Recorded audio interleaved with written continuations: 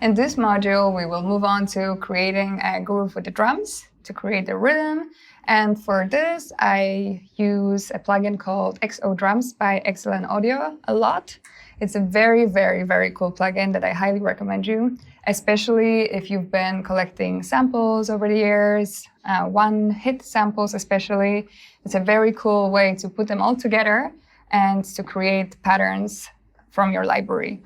For one-hit samples, I would recommend you to go and check out the samples from Mars. They're really well recorded and well produced, and they have one-hit libraries from lots of different drum machines from different eras. Of course, the classic ones as well, but also like some super cool vintage machines as well. And you can get the sample pack just with one hits and create the drum patterns with them as if it was a drum machine from that time. And I also use Splice sometimes. They have also some cool samples. So I would buy like one-hit samples and just put them in my hats and my clubs. And then this plugin basically is like a library to all of them and puts them all together in space. So that visual layout is probably what attracted me to it in the first place. But jokes aside, it's a very cool way of organizing it. So you can see it's like color coordinated as well. So you have your section here for like the low end elements, which is your kicks, mostly, or bass drums. And then we have the orange section for like toms. Then here like claps. Here are the claps. And here's some effects. And the yellow section for the hi-hats. So when we go to the edit window, you have a clear layout for a typical drum machine.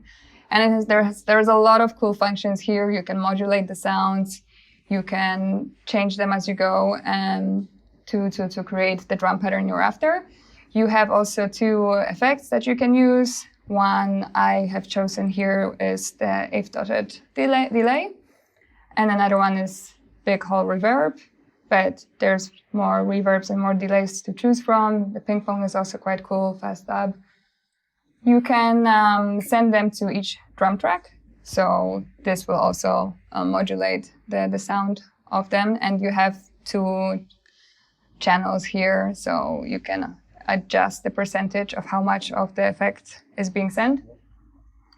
And we won't be using the kicks because I built the kick with a kick too. So if you want to listen to the drum pattern, let's solo it. Yeah. It's pretty groovy as well. What you can do here is like sync it with the tempo of the project so that it goes along with the rest of the elements. And what do we have here? So the snare has like some delay on it as well, so it kind of circulates a little bit. And what I try to do here already is like I try to cut the frequencies here and there to, like I said, to mix it already as soon as I can. So for this snare, I would cut a little bit of the low end and the high end as well. Then I have the clap, which actually is a snare here. Then it's really cool for like creating shakers because you can adjust the velocity here as well. So for shakers, you want this like organic kind of groove with different velocity, so as if it was shaken by your hand. You can also choose a swing here. For this one, I've chosen a quintuplet, and so it adds like a nice organic movement to your shaker. And you can adjust the pitch of it, the tone, velocity, and again, the effects channels. And you can pan it here as well if you want to. So the shaker sounds like this.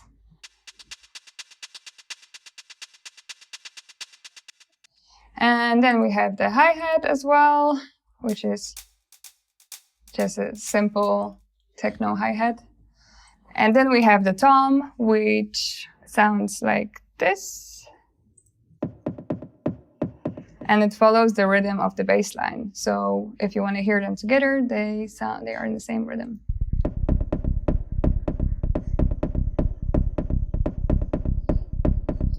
So, and then the last element is just a bit of a sound effect in the background. So that's it. That's the pattern I've built for this track. And again, I've used a bit of swing here as well, swing 16, so that it rolls nicely in the groove.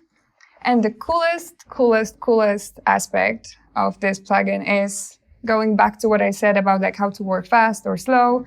You can save your patterns, of course, but if you have a pattern that you already like, that you've worked with a lot, or like a certain style that you kind of always go back to, you can use this little trick here, which basically chooses the samples that are the closest to the ones you've chosen in terms of frequencies, and creates a new pattern that is similar, not the same, but similar to the one you've created. So if you have a day that you want to start a project really fast, or you don't have an idea for creating a new pattern, you can just go back to the one you've created before and go through these options. So let's have a look what they sound like. This is the original one. And now I'll go through the ones that are similar.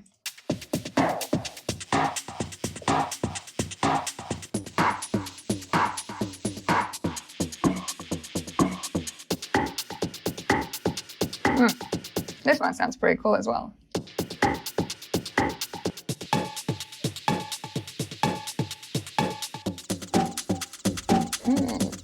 And now we're making experimental techno all of a sudden. Anyway, so going back to the original one, what you can also do is, of course, change the samples individually. So if you click on the small dot here, you go back to the space window, and there is, like you see here, similarity, and lots of samples to choose from that are similar in terms of frequencies to the first one. So that would be head, but maybe for clap we want to change. Snare. Yeah, lots of options, and you can get really creative here, which is pretty cool. Yeah, so then once I have a pattern and it's ready, you can, of course, you can keep it here in the plugin window and have it throughout your track. But of course, normally we want to build the drums and have them separately. So you can export these as audio files. So like render WAVs here. And I prefer to work with audio files anyway, because you can manipulate them better later and add some effects as well in the project. So let's create a few new tracks. And once these are exported, you go Alt Stems, Command, and then we have them here. So they're like on -10. Let's go this. And now we have them as audio files in the project.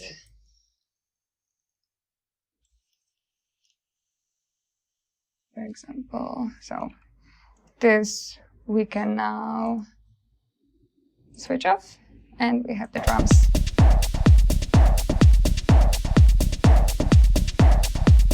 Together with the bass and the kick. Okay, now that we have the drums exported as audio files, we can, of course, arrange them, which we will go to next as we arrange the track. But also, what's quite important is to group them together, as you can see in my screen, and make sure that they're compressed together so that they work well together. For this, I use UAD plugin 117 XLN by Legacy. And it's a very cool replica, and it compresses the drums very well. You can also use it on the vocals. It's also quite cool for that. And I use a little bit of saturation to make them a little bit warmer. So you can hear without and with.